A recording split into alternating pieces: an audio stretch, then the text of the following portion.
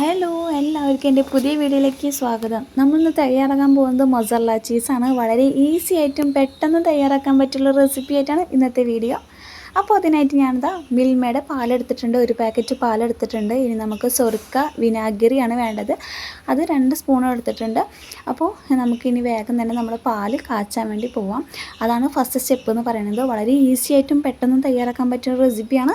അപ്പോൾ ഇതുപോലത്തെ ഒരു പാത്രം വെച്ചിട്ട് നമുക്ക് നമ്മുടെ പാലിലേക്ക് ഒഴിച്ച് കൊടുക്കുന്നുണ്ട്. ഒരു പാക്കറ്റ് പാൽ തന്നെ എടുക്കാൻ വേണ്ടി ശ്രമിക്കാം മാക്സിമം. നമുക്ക് എല്ലാത്തിനും വേണ്ടിയിട്ട് നമുക്ക് യൂസ് ആക്കണമെന്നുണ്ടെങ്കിൽ ഒരു പാക്കറ്റ് പാൽ തന്നെ എടുക്കാൻ വേണ്ടി ശ്രമിക്കാം കേട്ടോ. അപ്പോൾ നമ്മുടെ പാൽ ഇതുപോലെ ഇങ്ങനെ തിളപ്പിക്കാൻ വേണ്ടി വെക്കുക. തിളച്ച് പൊന്തേണ്ട ആവശ്യമില്ല. ജസ്റ്റ് നമ്മുടെ വിരൽ ആ പാലിലേക്ക് ഇറക്കി വെക്കുമ്പോൾ എത്രയാണോ ചൂടുള്ളത് ആ ഒരു ചൂടിൻ്റെ അത്രത്തോളം ഒന്ന് തിളച്ചാൽ മാത്രം മതി. ഇനി നമുക്കതിലേക്ക് നമ്മുടെ എടുത്ത് വെച്ചിട്ടുള്ള വിനാഗിരി 2 സ്പൂൺ ചേർത്ത് കൊടുക്കുന്നുണ്ട്. അപ്പോൾ നമ്മുടെ വിനാഗിരിയൊക്കെ ചേർത്ത് കൊടുത്തതിന് ശേഷം ഇതേപോലെ ജസ്റ്റ് ഒന്ന് ഇളക്കുക. അപ്പോഴത്തേന് നമ്മൾ സ്റ്റവ് ഒന്ന് ഓഫാക്കി വെക്കുക കേട്ടോ.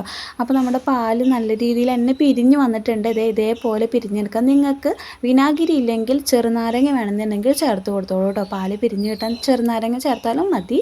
ഇനി നമുക്കിതുപോലത്തെ ഒരു പാത്രം വെച്ചിട്ട് നമ്മുടെ ചീസൊന്ന് അരിച്ചെടുക്കാം. അപ്പോൾ ഞാനിവിടെ യൂസ് ആക്കുന്നത് നമ്മുടെ കോട്ടൻ്റെ ഒരു ടവ്വിലാണ് യൂസ് ആക്കുന്നത്. നിങ്ങൾക്ക് അരിപ്പ ഉണ്ടെങ്കിൽ അത് ഉപയോഗിക്കാം കേട്ടോ. അപ്പോൾ അരിപ്പയിൽ നിന്ന് അതിൻ്റെ തിരികൾ നഷ്ടപ്പെടേണ്ട വിചാരിച്ചിട്ടാണ് ഞാൻ കൂടുതലും കോട്ടൻ്റെ തുണി എടുത്തത്. അപ്പോൾ അത്യാവശ്യത്തിനുള്ള ചൂടുണ്ടായിരുന്നു. അപ്പോൾ നമ്മുടെ കൈയൊന്നും പൊള്ളാതെ സേഫ് ആക്കിയിട്ട് തന്നെ നമ്മൾ യൂസ് ആക്കാൻ വേണ്ടി ശ്രമിക്കുക.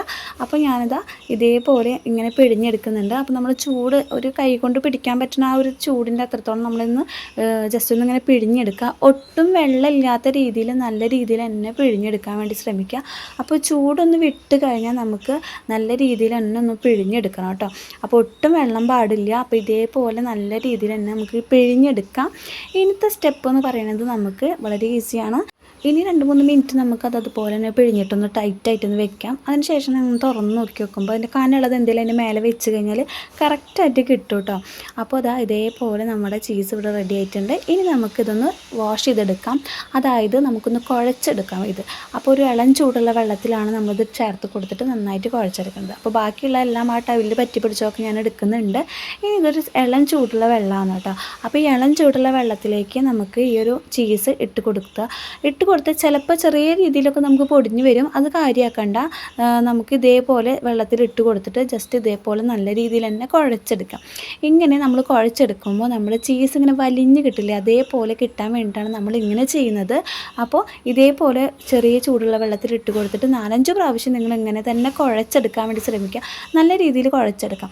ഇനി ഞാനിതേ ഈ ടവിലിൽ തന്നെ ഞാനൊരു എയർടൈറ്റുള്ളൊരു ബോക്സിലേക്ക് മാറ്റിയിട്ട് നമ്മൾ ഫ്രിഡ്ജിൽ 2-3 മണിക്കൂർ സ്റ്റോർ ചെയ്ത് വെക്കുന്നുണ്ട്. കുറച്ച് 2-3 മണിക്കൂർ വെച്ചാൽ തന്നെ നമ്മുടെ ചീസ് ഇവിടെ റെഡി ആയിട്ടുണ്ട്. അപ്പോൾ 2-3 മണിക്കൂർ കഴിഞ്ഞതിന് ശേഷം ഞാൻ എടുത്ത് നോക്കുന്നുണ്ട് എങ്ങനെയാണ് സെറ്റായിട്ടുണ്ടോ കാര്യം നോക്കാൻ കേട്ടോ.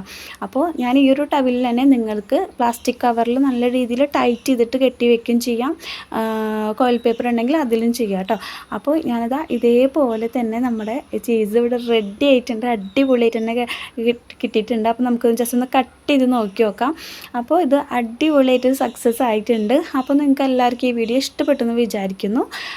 ഇനി നമുക്കിതൊന്ന് ജസ്റ്റ് ഒന്ന് ഗ്രേറ്റ് ചെയ്തെടുക്കാം. ഗ്രേറ്റ് ചെയ്തെടുത്ത് കഴിഞ്ഞാൽ നമ്മൾ പിസയിലേക്കൊക്കെ ഇട്ട് കൊടുത്തു കഴിഞ്ഞാൽ നല്ല രസത്തിലേക്ക് എടുക്കും. അപ്പോൾ നമുക്ക് ജസ്റ്റ് ഒന്ന് ഗ്രേറ്റ് ചെയ്ത് നോക്കുന്നുണ്ട്. അപ്പോൾ ഗ്രേറ്റ് ചെയ്തപ്പോഴും അടിപൊളിയായിട്ട് നമുക്ക് കിട്ടിയിട്ടുണ്ട്.